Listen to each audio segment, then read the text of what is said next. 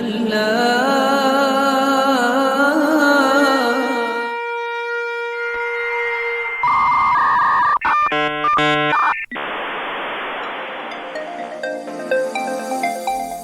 to our podcast, where we talk about the interesting, frustrating, and inspiring experiences we have as people with strongly held religious views working in corporate IT. We're not here to preach or teach you our religion. We're here to explore ways we make our career as IT professionals mesh, or at least not conflict, with our religious life. This is Technically Religious.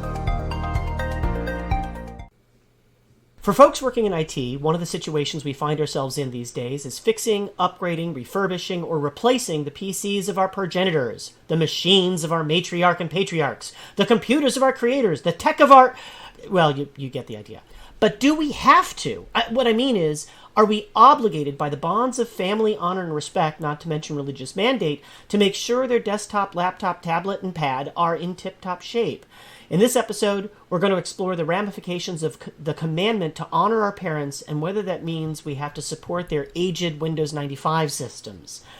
I'm Leon Adato, and the other voices you're going to hear on this episode are my partners in podcasting crime, Josh Bigley. Hello, hello. Along with frequent guest Al Rashid. Hello, everybody. And a new voice to the podcast, Kevin Sparenberg. Hello, and thanks for having me. Thank you for being with us. And we're going to kick off the show like we always do with some shameless self-promotion. So, Kevin, being the technically religious newbie that you are, go ahead and tell us a little bit about yourself. So, my name's Kevin Sparenberg. I'm the technical content manager for community at SolarWinds. I am found on pretty much all social platforms at KM Sigma, KMSIGMA. I have a blog at blog.kmsigma.com. I am officially a lapsed Catholic. My wife is the good Catholic, and basically a Bible church Christian. Very nice. Well, welcome again to the show. Al, tell us, what are you doing these days? So my name's Al. As you pointed out, I am a systems administrator for a federal contractor here in the Northern Virginia area. I'm pretty active on Twitter, so you can find me best there in terms of social media, Al_Rashid. There you'll also find in my Twitter profile the URL for my blog, and I am a practicing Muslim. Very nice. Josh, what's up with you these days? Oh, well, lots of things. Josh Bigley, I'm an ops strategist at New Relic. You can find me, like Kevin, on almost every social media platform using jbigley. I do not have a blog, and I am officially, as of December 2019, an ex-Mormon. And I'm still not sure whether I say congratulations or something else for that. There's got to be a Hallmark card someplace. There's absolutely. So I'm in Cleveland, so American Greetings probably has something for it, right? Yeah, yeah. Okay, and just rounding things up, I'm Leon Adato. I'm a head geek. Yes, that's actually my job title, head geek, at SolarWinds, which is neither solar nor wind because naming things is hard. You can find me on the Twitters, as we say, just to trigger Kevin Townsend's daughter. On the Twitters, at Leon Adato. I pontificate on all things technical and occasionally religious at adatosystems.com, and I identify as Orthodox Jewish, and sometimes my rabbi lets me identify that way also. Now, before we dive into the show, just because we are... in the world that we are in right now, I want to do a really honest check-in. How is everyone doing? Are we going to use the stabby to lottery scale? You know what? Let's do that. Let's, on a scale of 1 to 5, where 5 is I won the lottery and 1 is I'm feeling very stabby. How are you doing? I'm hovering at a good 2-5. I'm doing okay, but I'm not pleased. I've realized something that my wife has broken about me is I actually like seeing people in person, and the level of isolation is just starting to kind of hit me slowly. Oh, got it. Okay. Al, how about you? I didn't win the lottery. I'd probably say between a 3 and a 4. Things could obviously be worse. We hope they can get better sooner than later. Mm-hmm. The biggest challenge for me personally, or as a father, I should say, as a parent, is just trying to keep the kids occupied, engaged, and remain positive while, we've been stuck at home just like everybody else. Yeah, I think a lot of parents are in that same position where, it's week number 4 or 5, depending on what your region of the country has done. And every rainy day activity that you had is done. And you're sort of scraping the bottom of the barrel trying to figure out what else you're going to do. And summer is looming. Okay, Josh, how about you? This week I'm going to rate myself at about a 4. I made some changes this past week. I started getting up earlier, forcing myself to get out of bed because, it's real easy to stay in bed until, 8 or 8:30 and then, grab a quick shower and bring your breakfast to your desk. I don't advise that. It's really bad for your work-life balance. And in case anyone forgets, I live on an island. So a couple of weeks ago, we actually shut down all ports of entry. So you can't cross the bridge, you can't fly in. The only way you can get across is if you live here or you're a deemed essential worker. And yes, we are turning people away at the borders. So we're really fortunate on PEI in that we have 26 confirmed cases of COVID-19. Of that, only 3 are active. We've had no deaths and no hospitalizations and no evidence of community transmission. So really good to live on an island. We're very fortunate up here. Our worst complaint is, oh my goodness, I'm living a dog's life. I'm getting up, I'm eating, I'm taking a nap, I'm pooping, and I'm going back to sleep. Or an infant. Right. Or a guinea pig. How important is the order? No, the order doesn't matter. Okay. Oh, no, I'm sorry. Between bed and pooping, it's very important to get those in the right order. Okay, so there's a couple of places where order is important. Okay, and I'm going to say that for me and my family, we're around a 4, but as I mentioned before we started recording, Passover just finished, and that was really taking a lot of our attention. And so with that finally, behind us, I think that this is going to be the first week that feels like not normal life because we were so focused on cleaning the house and getting ready for an 8-day holiday and things, and being in an 8-day holiday, 4 days of which were offline. So, that now we're going to see what it's really like. And I also want to take a minute, although I know that these episodes are timeless, it is April 19th, and I want to wish people who observe it a happy post-Passover and counting of the Omer, a happy post-Easter, and an upcoming Ramadan Mubarak. So, Thank you, sir. Not a problem. So, yeah, it's, some of us are trying to lose the weight that we gained, and meanwhile, Al and his family are trying to bulk up in preparation for a month of fasting. So. I think I've done enough bulking up in these last few weeks, so hopefully, yeah. You've been training for this your whole life. I get it. With those things behind us, I want to start off with what I'm calling talking point 0 in this talk, and that is just to say up front that while we are talking about parents, we are not necessarily talking about our parents, unless we explicitly say my mom or my dad did something. We are using fictional examples. So mom, as you listen to this, I'm not talking about you unless I say I'm talking about you. So please don't worry about it. Because we're not really here to spread gossip or make our parents feel insulted or give them a reason to feel embarrassed in any way. So I want to put that up front. And the other thing I want to point out is that we know lots of people have parents who are incredibly tech savvy. Some of us are lucky enough to have parents who still know more about tech and IT than we do. I've seen on Twitter and other places where the inevitable joke about, you gotta get your mom to use her iPhone. And it's like, my mom actually teaches computer science classes and probably taught, you and your parents, and that kind of thing. So we know that there's lots of parents who are very tech savvy.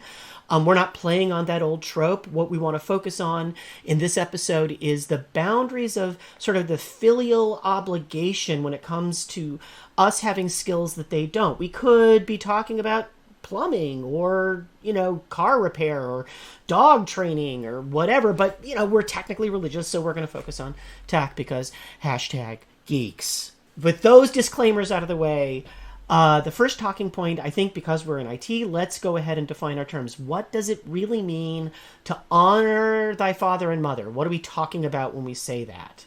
I mean, at this age, or like when I was a kid?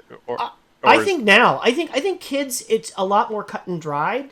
But I think as an adult, that's where, and especially again, because we're going to be talking about fixing our parents' computer stuff and dealing with their needs as a user. And Al, you probably on this show have waxed the most eloquent about users. Users are always users. They always have an opinion.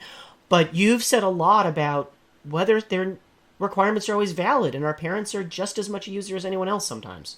It could be a challenge. There is a fine line, especially as you just pointed out, when we're adults, when we're parents, when we're husbands and or wives.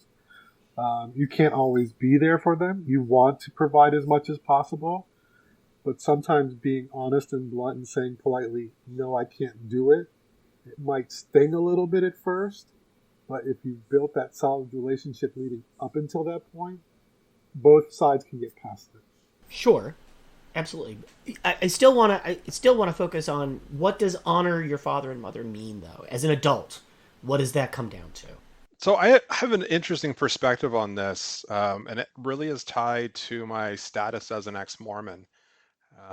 When I told my family, and I was the first one to leave the Mormon Church, or the church that is currently using the term the Church of Jesus Christ of Latter-day Saints as their full name, or LDS Church, I called up my father and I said, holy crap, did you know this stuff? And his response to me was, yeah, I did. My response was, why didn't you tell me? And he said, I didn't think it was important. And so when it comes to, yeah, right. So when it comes to honoring your father and your mother, there is a fine line. And I think it comes, or is best articulated in that moment you have as a parent when you say something and you're like, holy crap, I am my parents. Like you know, that intonation, the words, you're like, oh my goodness, I have become my parents.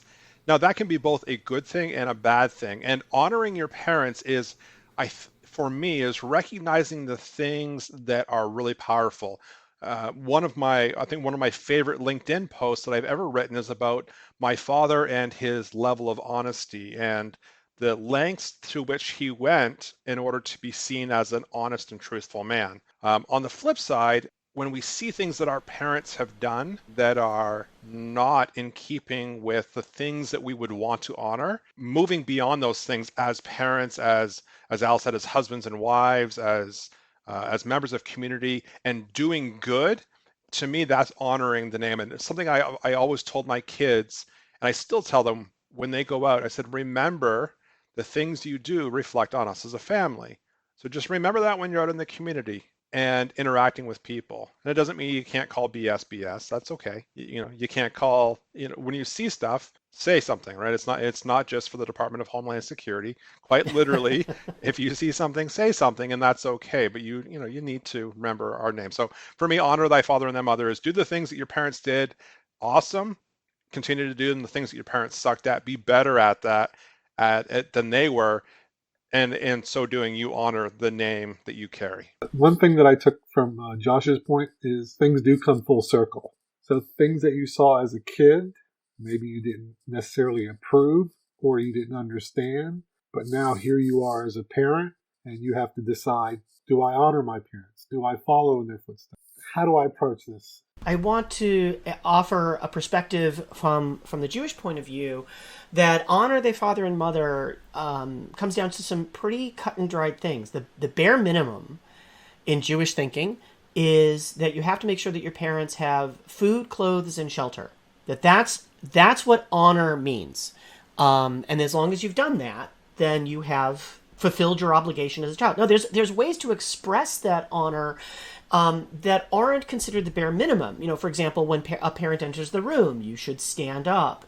If you're at a meal, you should pour, a drink for them, pour water or whatever.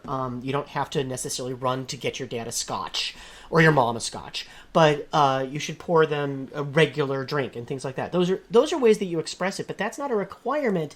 That's simply an outward expression of the idea of honoring your parents. But at no time does the Torah or Talmud say in either medieval French or Aramaic or Hebrew that you have to fix their iPad. You're not required to. So again, when we talk about honoring your father and mother, there's some fairly explicit boundaries. Honoring your father and mother also does not, in Jewish thinking, require you to take abuse or bad advice. If my parent, so I'm Orthodox and observant, my parents aren't. They never were. We became Orthodox just a few years ago. So if my parents said to me, which they don't, luckily we have a good relationship as far as that goes, they would say, you know what, I really need you to come over on Shabbat. I really need you to do these things, and honor your parent comes before that. You can say no. You can say, no, that's not how this works. You can't leverage honor your father and mother for me to break other commandments. So you don't have to do that, or take abuse or what have you. So all of that also falls into it. I mean, I feel like I honored my father when I told him to get an iPad, right? And so my dad is a tinkerer. He tinkers on all sorts of things, and he loves to tinker with technology. And I got tired of him having a broken computer, and finally one day I said, "Dad, you got to buy an iPad. You're killing me. You got to buy an Apple." And he has, and that is the one thing that is consistent. Like, the iPad just works. And bless my parents. They're my mom is years old, and my dad is in his mid-60s, and I mean they're both pretty good with their technology, right? They got the whole, hold it with one hand and, press with one finger thing. They're not texting, like my kids text, but it's cool, right? But so my question for us then ultimately is, how far do we have to go with fixing? Well, I think it's a little bit of what everyone said, but for me, it's been, I don't want to say it's been a struggle, but it's been an ever-changing line. So obviously when I'm young, when I'm 5-10 years old, it's listen and obey near practically everything they tell me. But it's when I transition into adulthood, and maybe some of that's being teen, is you stop listening or you fight back or whatever. And then when you finally get to be an adult, and I think there's kind of I can honor and respect my parents more now that they honor and respect me as an adult. And that's probably not the way it always should have been, but that's been the ultimate end of it. And I think you're right. I think there's the min bar. There is, and I think you mentioned,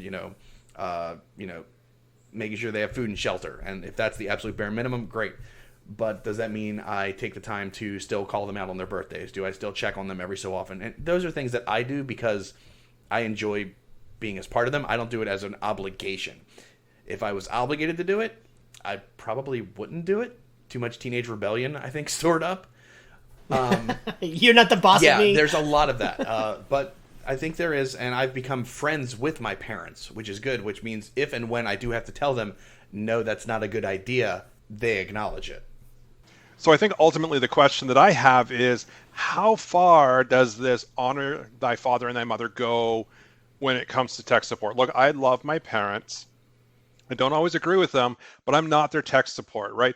I have fixed their computer, I have fixed their printers, I have helped my mom with Excel formulas because she worked well into her 60s and was still doing reasonably complex Excel formulas, at least for someone who works in administration and education.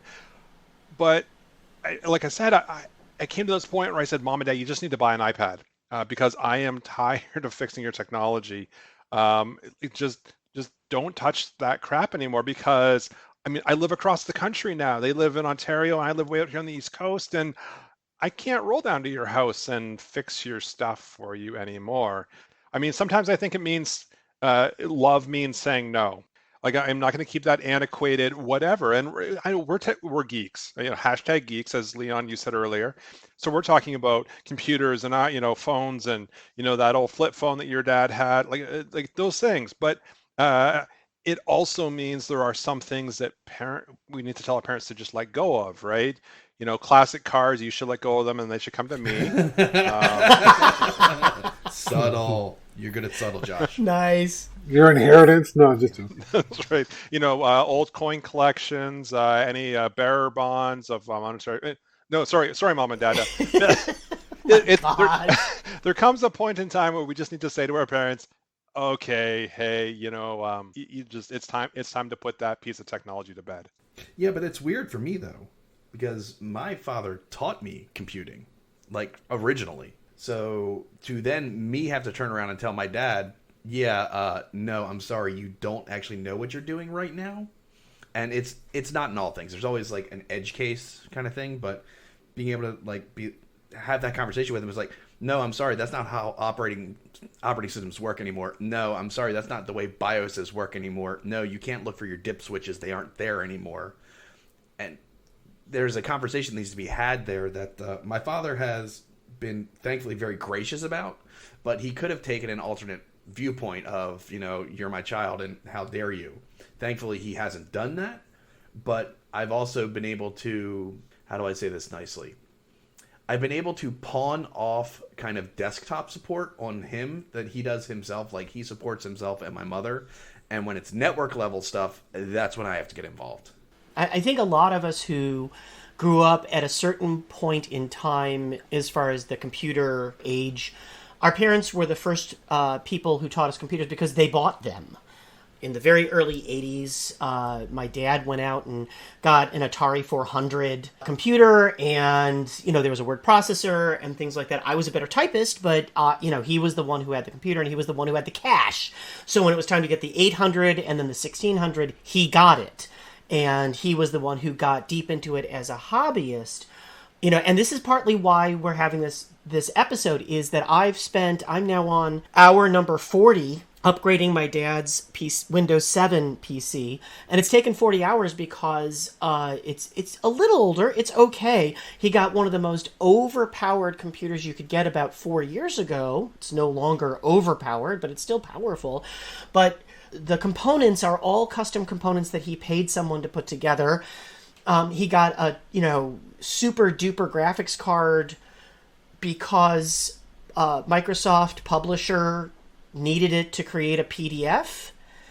And yeah, Kevin, to your point, like, he keeps talking about dip switches and things like that. There aren't dip switches anymore. So I've been working for 40 hours to upgrade this, and Windows 7 simply won't upgrade. So I bought a SSD drive, and I'm going to put Windows 10 on the SSD drive, but I can't because he won't let me redo everything because he needs to get a replacement for his beloved Paint Shop Pro. And an in-place upgrade on something like this for that age is not really a good idea. Yeah, and I give him credit because he grudgingly let me replace Outlook Express a couple of months ago. Thunderbird? Yeah. Yep. Thunderbird. Yeah. That's right. So the point is that some of us have parents who might have been better than us at tech at one time because they were hobbyists, but they're not anymore. And the thing that saved me was the fact that my dad was a hobbyist when it came to technology. He didn't have a whole lot of ego tied up in it. I think that if it had been something closer to his area of expertise, if I had gone into music and I'd had strong opinions about the music scene or things like that, he might have felt a little bit more strongly. Who knows? He might have been more gracious about it. I don't know. But it thankfully, being able to honor my dad means being able to tell him the hard truth and trust that, I'm going to say this, he'll be adult enough to accept that hard truth. I think if I told him there is no replacement for Paint Shop Pro, which he's used exactly 0 times in the last 2 years, he probably would be disappointed, but he'd deal with it. Yeah, if I could, I'm actually in a unique situation. Both of my parents have never been into tech. Growing up, did they buy tech equipment for me? Laptops, desktop computers? Yes. But they never themselves got into tech or had an interest in tech. Up until about maybe 12 years ago, I bought my mother a desktop computer, set up a monitor in one of their spare bedrooms at the house, connected it to their, Wi-Fi connection and whatnot, and she had no use for it. She couldn't acclimate to it. She found it hard. She found it a challenge. And the time I spent, to your point, Leon, trying to assist her over the phone, trying to guide her on how to do simple tasks, it became kind of cumbersome, and I didn't see this going any further or it becoming a learning experience. My brother, who happens to live about 20 minutes away from my parents, I live about an hour away, he is my default tech guy when I can't get through to them on the phone. What I've done is share everything with my brother via Google Shared document in terms of how their network is set up at home, what their passwords are, what their usernames are.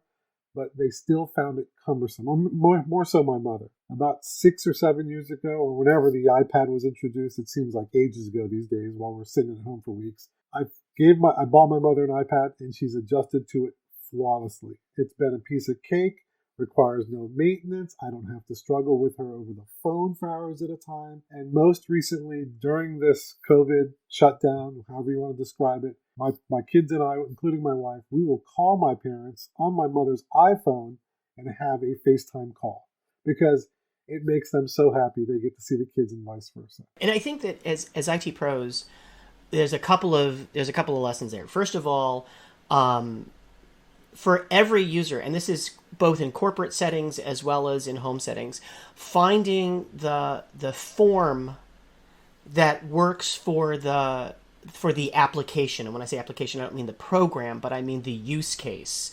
That not every use case is a desktop computer, and not every use case is a laptop, and not every use case is a ruggedized, strapped to your wrist, Borg-style computing device. But some use cases are one of those things.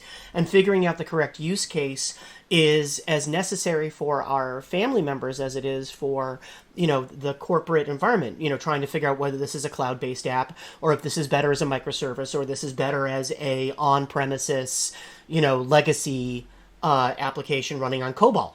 Right, absolutely. Yeah, and when I set up, if I can go back real quick, when I set up the Wi-Fi network at home, I created a simple SSID. I tried to create not necessarily a complex password, but kind of in between. That became a challenge, trying to explain to them uppercase, lowercase, special character.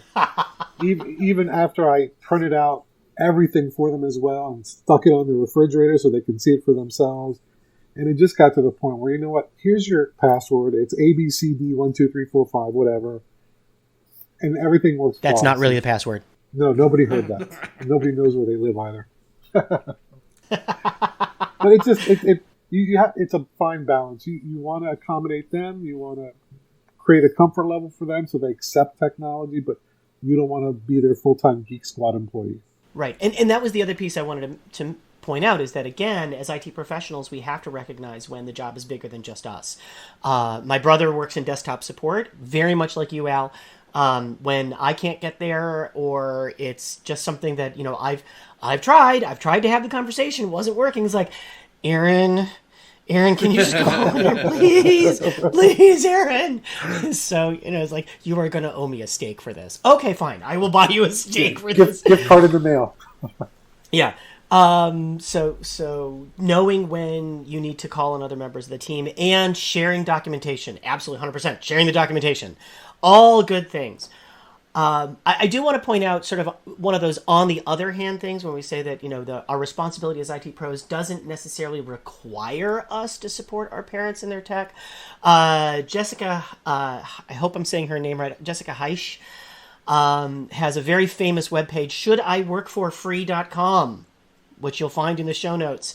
And one of the very few yes workflows in Should I Work for Free is it your mother?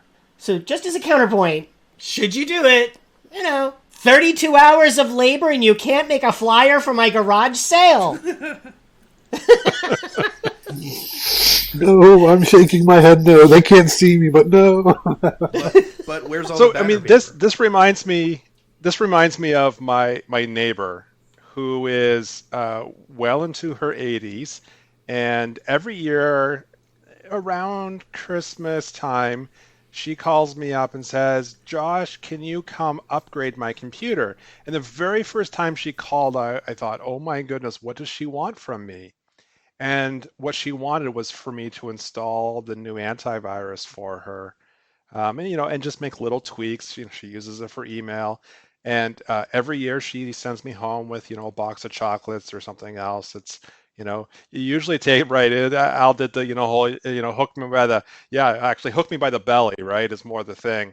And it's, it's a great symbiotic relationship that we have. It's usually an hour-long engagement. But it brings to my mind because my parents don't live near me, who else should we honor? Is it just our father and mother? I know that in Christianity there's a creed that's in the King James Version, of the New Testament in Matthew 25, verses 40 and 45 says, "Verily I say unto you, inasmuch as ye have done it unto one of the least of these my brethren, ye have done it unto me." And then in verse 45, "Verily I say unto you, inasmuch as ye did it not to one of the least of these, ye did it not to me." So, if we do it to one of the people that we should honor, then we've done it to God. And if you don't do it because of whatever reason, you've also not done it unto God. And I'm just wondering, in the other religious observances of our guests, like, what do you do, right? Like, is there an equivalent to the, inasmuch as ye have done it unto the least of these? So in Islam, one of the 5 pillars is zakat. It's a duty to perform by all Muslims. But it's more on the religious side. I don't know how to, I'll try my best to be delicate with this approach. It's about giving back to the poor, to the needy, to the less fortunate. I don't know how to make this comparison when it comes to providing IT or tech support. Or like I said, just drawing the line and saying, when is enough? I've gone above and beyond. Right. There's not much else I can do. So on and so forth.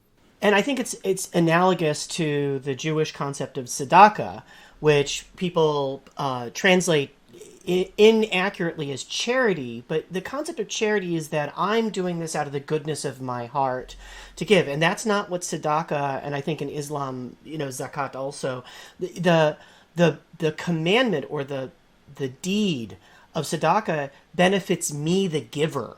It doesn't benefit the receiver. In fact, the best form of tzedakah is where I'm giving it, I don't know who's getting, and the person who's getting doesn't know that I gave. It's completely anonymous, because it's not about giving and feeling some sense of largesse. It's to cultivate the personal ethic of being a giving person.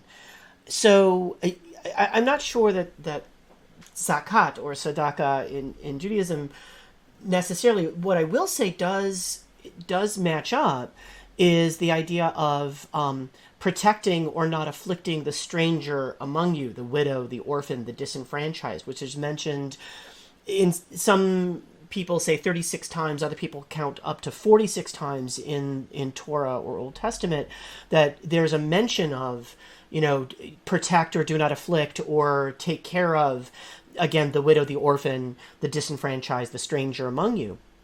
And I think that's more analogous, and that is, if you're going numerically, it's a much more important commandment to observe. And so taking care of people around you in your community who can't do for themselves. Now, again, Al, to your point, there's got to be a line. There has to be a line at which I've given, but I can't give anymore. I can't be required to keep giving, even though there are those who are, if I was going to do free tech support for everyone in the community, I'd never sleep.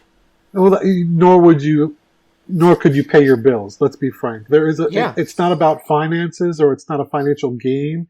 You're doing it because you're doing it out of the kindness of your heart. But eventually there are times where it's taken advantage of, and you just have to say, I can't, I'm done. Yeah.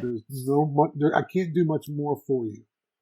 No, it's funny, though, because I think, and this is tying back specifically to my parents, is that for a number of years it was never mentioned, it was never spoken directly, but it was an in-kind trade. So I would help my father and my mother with their computers, with their local network, with their Wi-Fi, whatever it was. And in exchange, my father would help me keep the cars running or teach me some stuff about how to do home repair and maintenance, whether it's some plumbing or some electrical. And I think that when I mentioned earlier that there was a tipping point for me when my parents saw me as an adult, that we could actually have this communication almost like friends, where my father saw that I was in need, that I as an individual, a member of his community, a member of his family, needed help with, electrical or plumbing, or mostly drywall. Let's be serious. I can do the other two. Drywall's a nightmare. I'm horrible at it. Sorry, plumbing. I can do for plumbing. me. It's plumbing. Or I learned how to do plumbing. But my parents weren't able to do the computer side of it, including like building a machine from scratch, which my father literally hadn't done since about 85. I think it was a PS1 at the time. And I said, this is cool. Let's order parts. And we built it together. So it was he was honoring me as a son by including me in that project, just as I was doing the same. And each of us, it was a net gain for both of us. And I think that goes to the giving for the sake of giving is really about the giver. It's not about the recipient. There is one time where giving old technology is okay. And here's the example. About 18 years ago, and I know because my wife was pregnant with our youngest child, who is now 17, my father-in-law, who would often travel to Jamaica, found a school in St. Anne's Parish that he decided we needed to build a computer lab for. They had literally nothing. So not only were we going to build a computer lab, but we were also going to have to kind of refurbish this, rundown building, and put in desks and computers, like the whole thing. And knowing that I, was in the industry, I was tasked with designing and helping to source. And so we ended up sourcing, I don't know, almost 20 years ago, I'm going to say 20 machines. We prepped them all, packed it all into this big shipping container and shipped it down to Jamaica. And if you know anything about the wonderful island of Jamaica, it is beautiful and everything operates at about 1/8 time. So what we thought was going to be, this quick, hey, drop things off and then we'll fly down and we'll spend a week and, it'll be a great thing. It took many, many months. What did we send them? We did not send them the most cutting edge technology.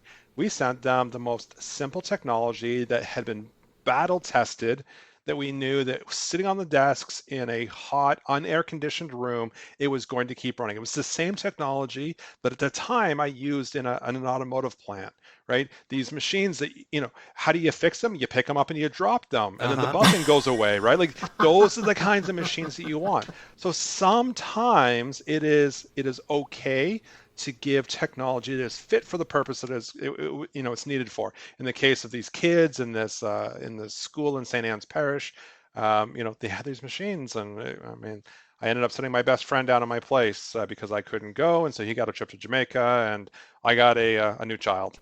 Okay, any final thoughts before we wrap this up? Like I want to just point out that across every belief, and at the table today, we all come from very different backgrounds. We didn't talk about Hinduism or Buddhism or any of the other isms that are of religious observance, but every one of them has this idea of giving because it is good to give, but also in giving because it is the honorable thing to do. Christianity talks about giving a 10%. Islam talks about 2.5%. There's sure we can argue about the semantics of it, but the gist of it is you give because it's an honorable thing to do. And I kind of think of it as this. I do a lot of what I do now, and I've been in the IT industry for 20 years because I'm paying it forward. There are, my dad worked in sales. He wasn't a tech geek, but there are lots of people within technology. John Foster, I don't know, John, if you're ever going to listen to this episode, but he was the guy who said to me in my very first IT job, hey, I'll hire you, even though he had no reason in the world to hire me. He is the reason that I am still in IT today and that I did not go back to school to be a lawyer. I don't know if I should thank him or curse him, but definitely thank. Yeah, definitely okay, perfect. Yeah. Definitely thank. But it's because of people like him that I'm successful. So honoring him by helping others, by giving to others, I think that's very much something that we need to see continue in the industry and probably see more of in the industry, that generosity, that pay it forward mentality. Absolutely. It's good karma. You never want it to come back and bite you in the rear end. And we do tend to see it more often than not in IT. When you do good things come back to you, and the same rules or the same philosophy should apply in our lives as well. Yeah, I was just thinking that this seems so much like kind of where I came to be about 5 or 6 years ago. Actually, about the time I started this job, was that I realized that I like sharing knowledge, that I like helping people out. It's for a while I was the bad IT guy, where I liked to hoard knowledge and I liked to be the person who could answer the questions. And then I realized that's a one-way street to loneliness and to basically self-isolation. and instead being able to actually say, you know what, let's come together, let's talk about these things, let's bring it all about, and being able to share that information, whether it's, enough information with my parents to be able to do their stuff, enough information with my aunts and uncles when they're ready to buy a new machine. Let's not talk about scope creep when we actually support our parents, because, their brothers and sisters will get in on that if they can, they will. So there's a limit you need to put there. But just being able to share stuff and being able to, as Josh mentioned, pay it forward. It's, if I'm able to help any one person do their job or help support their people a little better today than they were able to do yesterday, for me, that's a win. I like it. I'm just going to be a little bit of a counterpoint here and remind people that, especially in what's going on in the world today, the opportunities to volunteer, the opportunities to share, the opportunities to give that support, whether it's to your immediate parents or parent-like neighbors or people who are of the same generation, or, Kevin, to your point, to Aunt Sally and Uncle Bob and all that stuff. The opportunities are many, and that you also have to take care of yourself, that you have to balance the desire to give and the desire to share with your ability to give tomorrow. That, to put it in terms of, again, the concept of tzedakah, a great rabbi from the Middle Ages was asked, is it better to give I'm going to put it in dollar terms, is it better to give $200 once or $1 200 separate times? And he said, unequivocally, it's better to give $1 200 separate times, because after giving $1 200 times, you have built up the habit of giving, and you also have put limits. You've built up the habit of not giving. You are not required to give everything you have. And by giving $1 200 times, you know how to stop. And that's just, knowing how to stop is just as important as knowing how to start. So please, for those people who are listening, if you're thinking, wow, maybe I should do this thing, whatever this thing is, to help out, just remember that knowing when to start is good, knowing when to stop, also important. Thanks for making time for us this week. To hear more of Technically Religious, visit our website, technicallyreligious.com, where you can find our other episodes, leave us ideas for future discussions, and connect to us on social media. Friends don't let friends use Windows 98. Or Internet Explorer. Or simple passwords. Or Perl.